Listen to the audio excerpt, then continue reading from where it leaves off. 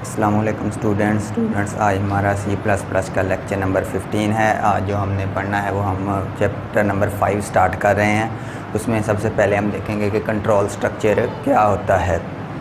Control structure is a statement use to control the flow of execution in a program is called control structure. हमारा control structure होता क्या है, हम अपने programme में अपने एग्जीक्यूशन अपने की फ़्लो को कंट्रोल करने के लिए हम जो यूज़ करते हैं उसे हम कंट्रोल स्ट्रक्चर बोलते हैं कि हमारा जो एग्जीक्यूशन है प्रोग्राम की वो किस तरह से होगी, वो हमारा कंट्रोल स्ट्रक्चर होता है। कंट्रोल स्ट्रक्चर हमारा हम 3 तरह से इसको यूज़ करते हैं। पहले नंबर पे हमारा आता है सीक्वेंस आता है। सीक्वेंस में क्या होता है, सीक्वेंस में अगर आपने जिस तरतीब से आपने अपने स्टेटमेंट्स को लिखा होता है, आपकी स्टेटमेंट उसी तरतीब से एग्जीक्यूट होती हैं। आप स्टेटमेंट है 1, स्टेटमेंट 2, स्टेटमेंट 3, स्टेटमेंट 4, उसी तरतीब से आपकी स्टेटमेंट एग्जीक्यूट होंगी। ये नहीं होगा कि आपकी ना तो आपकी कोई स्टेटमेंट एक से ज़्यादा बार एग्जीक्यूट हो सकती है और ना ही ऐसा हो सकता है कि आप किसी स्टेटमेंट को छोड़ सकते हैं। आपकी स्टेटमेंट्स सारी की सारी एग्जीक्यूट होंगी और एक ही बार आपकी स्टेटमेंट्स एग्जीक्यूट होंगी। और इसका ये फ़्लो चार्ट इस तरह से बनता है कि आपकी स्टेटमेंट 1, स्टेटमेंट 2, स्टेटमेंट 3, स्टेटमेंट 4, जब आपकी सारी की सारी स्टेटमेंट्स एग्जीक्यूट हो जाएंगी उसके बाद आपका प्रोग्राम एग्जिट हो जाएगा। उसके बाद हमारा सेकंड आ जाता है सिलेक्शन आ जाता है। सिलेक्शन में हम क्या करते हैं, हम किसी कंडीशन की बेस पे हम किसी स्टेटमेंट को चलाते हैं। इसमें आपकी अब सारी की सारी स्टेटमेंट्स नहीं चलेंगी। अगर आपकी 2 स्टेटमेंट्स दी हुई हैं, उन स्टेटमेंट्स में कोई एक स्टेटमेंट चलेगी और दूसरी स्किप हो जाएगी। और हम सिलेक्ट करते हैं कि कौन सी स्टेटमेंट चलनी है, कौन सी स्टेटमेंट नहीं चलनी। वो हम कंडीशन लगाते हैं कि इस कंडीशन की बेस पे अगर तो ये कंडीशन ट्रू है तो ये स्टेटमेंट चले, वरना ये स्टेटमेंट चले। तो सिलेक्शन में हमारे पास आ जाता है इफ़ आ जाता है, इफ़ एल्स आ जाता है, इफ़ एल्स इफ़ आ जाता है। 3 तरह से हम यूज़ करते हैं। पहले सिंपल इफ़ होता है कि आप कोई एक ही स्टेटमेंट चलाना चाहते हैं। अगर आपके पास 2 स्टेटमेंट्स दी हुई हैं, मैं कहता हूँ फॉर एग्ज़ाम्पल स्टूडेंट्स को कांग्रेचुलेशन का मैसेज डिस्प्ले करवाना है अगर उसके मार्क्स 40 से अबव हैं। सिर्फ मैंने इतना कहा कि उसके मार्क्स अगर 40 से ज़्यादा हैं तो उसको सिर्फ आपने कांग्रेचुलेशन का मैसेज डिस्प्ले करवाना है। अगर फेल है तो कुछ नहीं करना। तो उसके लिए हम सिंपल इफ़ यूज़ करते हैं। अगर आप चाहते हैं कि उसको फेल का भी मैसेज डिस्प्ले करवाना है, फिर हम इफ़ एल्स यूज़ करते हैं। इफ़ एल्स इफ़ आ जाएगा अगर आपके पास एक बहुत ज़्यादा स्टेटमेंट्स है, उनमें से कोई एक चलनी है। कि जैसे हमने स्टूडेंट को ग्रेड देना होता है कि अगर स्टूडेंट के 80 से अबव मार्क्स हैं उसके वो A ग्रेड देना है, 70 से अबव है उसको B देना है, इस तरह से। तो उसमें आप फिर इफ़ एल्स इफ़ यूज़ करेंगे। इसका फ़्लो चार्ट आ जाएगा। हम कंडीशन पहले चेक करते हैं सबसे पहले। अगर तो कंडीशन ट्रू है तो हमारी एक स्टेटमेंट चलती है, अगर कंडीशन फॉल्स है तो दूसरी स्टेटमेंट हमारी चलती है। दोनों तो एट अ टाइम दोनों आपकी स्टेटमेंट्स रन होंगी, ना तो दोनों स्टेटमेंट्स एट अ टाइम आप स्किप कर सकते हैं। दोनों में से कोई एक चलेगी और दूसरी स्टेटमेंट आपकी स्किप होगी। उसके बाद रेपिटेशन आ जाता है। रेपिटेशन में हम क्या करते हैं, हम रिपीट करते हैं स्टेटमेंट्स को, हम यूज़ करते हैं। हम अपनी किसी एक स्टेटमेंट्स को या एक से ज़्यादा स्टेटमेंट्स को बार बार रिपीट करने के लिए, अब बार बार डिस्प्ले प्रिंट करवाने के लिए हम यूज़ करते हैं रेपिटेशन यूज़ करते हैं। जैसे हम लूप भी हम कह सकते हैं कि हम लूप चलाना है, बार बार किसी चीज़ को रिपीट करना होता है। इसका जो फ़्लो चार्ट आ जाता है उसमें हम कंडीशन चेक करते हैं। अगर तो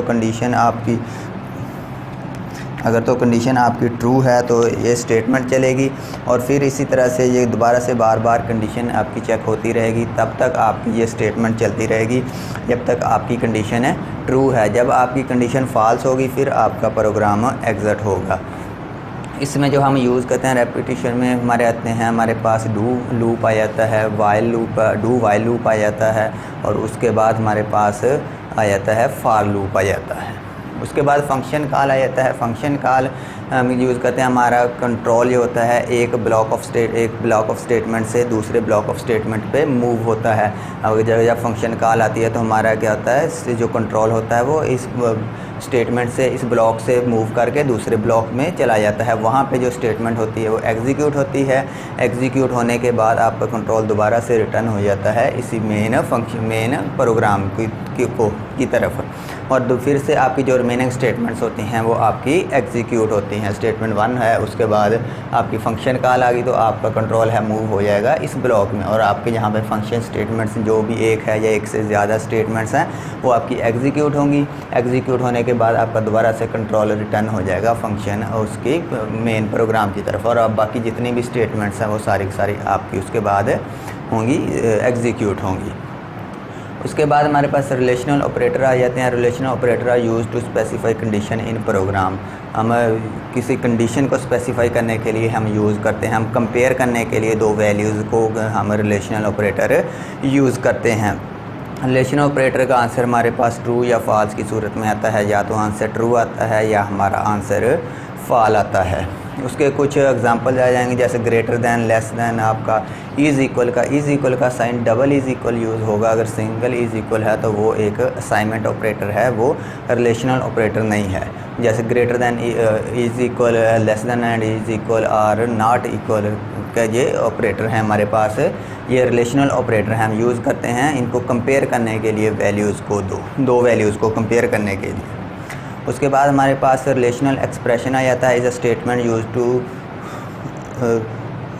relational operators to compare two values. हम यूज़ करते हैं रिलेशनल ऑपरेटर यूज़ करते हैं हम दो वैल्यूज़ को कंपेयर करने के लिए, हमारी ये रिलेशनल एक्सप्रेशन होती है। इसमें कि जैसे फॉर एग्जांपल के तौर पे हमारे पास 100 और 15 को कंपेयर करना है हमने कि इनमें से कौन सा बड़ा है, तो हम ग्रेटर दैन का साइन यूज़ करते हैं 100 ग्रेटर दैन 15, और इसका आंसर भी आपके पास ट्रू या फॉल्स की सूरत में आएगा, या तो आंसर ट्रू होगा या तो आंसर फॉल्स होगा। अब 100 15 से ग्रेटर है तो इसका आंसर क्या आएगा हमारे पास, ट्रू आएगा। इसी तरह से 25 लेस दैन 10 तो इसका आंसर हमारे पास फॉल्स आएगा, क्योंकि 25 10 से बड़ा नहीं होता। उसके बाद हम करते हैं इफ़ स्टेटमेंट। अब हमने सीक्वेंस में तो हमारे पास होता है जिस तरतीब से आपकी स्टेटमेंट्स दी होती हैं उसी तरतीब से आपकी स्टेटमेंट्स चलती रहती हैं, स्टेटमेंट 1, स्टेटमेंट 2, स्टेटमेंट 3।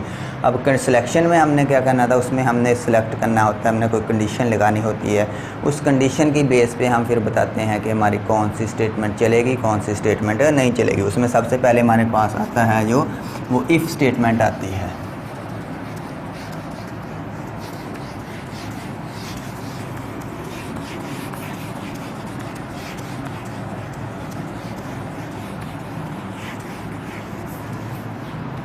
सबसे पहले हमारे पास सिंपल इफ़ आ जाता है।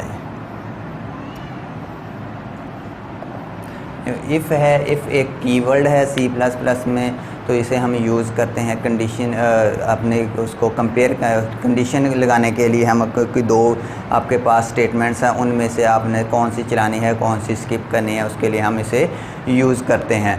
तो इसका सिंटैक्स इस तरह से आ जाएगा। आपने इसको अगर प्रोग्राम में यूज़ करना है तो इसका सिंटैक्स क्या आएगा,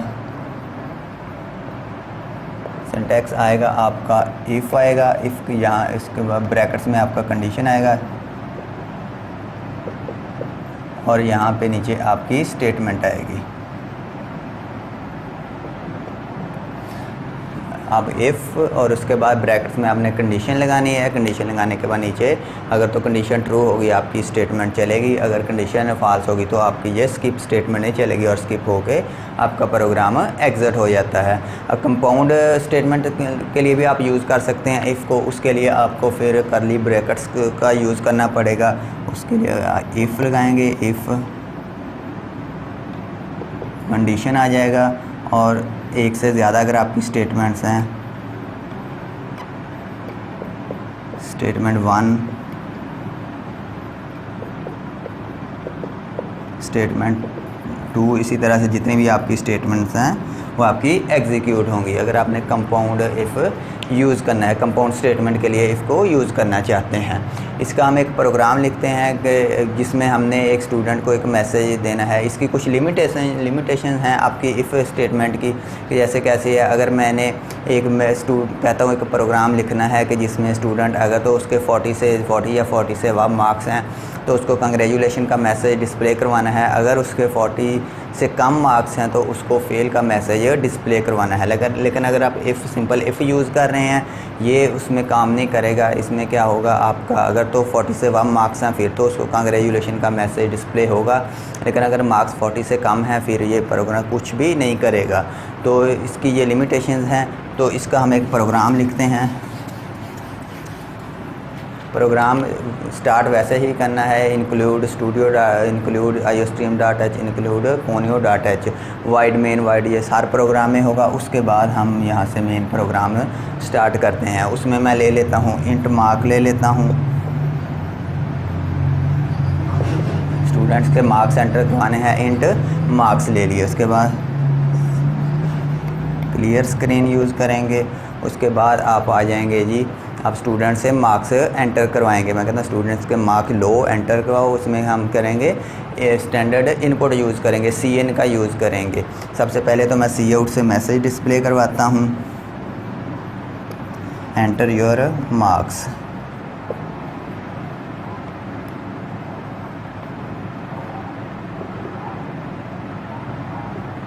और ये हमारा इसी तरह से एंटर योर मार्क्स का मैसेज डिस्प्ले हो जाएगा। और उसके बाद हम मार्क्स लेंगे CN, और यहाँ पे आपने मार्क्स वेरिएबल लिखना है, और यहाँ पे इस वेरिएबल में हम मार्क्स एंटर करवाएंगे।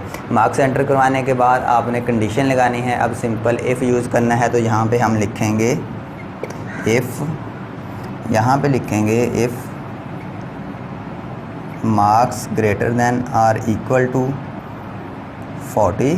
तो नीचे आप यहाँ पे फिर बता देंगे कि कौन सी स्टेटमेंट चलनी है। अगर मैं कहता हूँ मार्क्स 40 या 40 से अबव हैं, तो मेरा मैसेज क्या डिस्प्ले हो, तो यहाँ पे हम Cout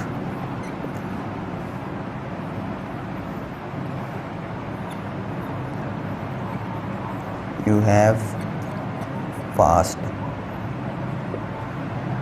और उसके बाद गेट CH ब्रैकेट्स बंद। और इसमें क्या होगा, अब यहाँ पे स्टूडेंट्स के मार्क्स एंटर होंगे। मार्क्स एंटर होने के बाद मैंने सिंपल इफ़ लगाई हुई है, अगर मार्क्स 40 या 40 से ज़्यादा हैं तो स्टूडेंट्स को क्या मैसेज, तो ये अगर तो मार्क्स स्टूडेंट के मैं एंटर करता हूँ 40 या 40 से ज़्यादा एंटर करता हूँ, फिर तो यहाँ पे ये कंडीशन चेक करने के बाद ये आपकी स्टेटमेंट चलेगी। स्टेटमेंट में क्या होगा, यू हैव पास्ड मैसेज आपको प्रिंट हो जाएगा, डिस्प्ले हो जाएगा। अगर तो मेरे मार्क्स 40 से कम हैं तो क्या होगा, मेरा ये प्रोग्राम कोई भी मैसेज डिस्प्ले नहीं करेगा।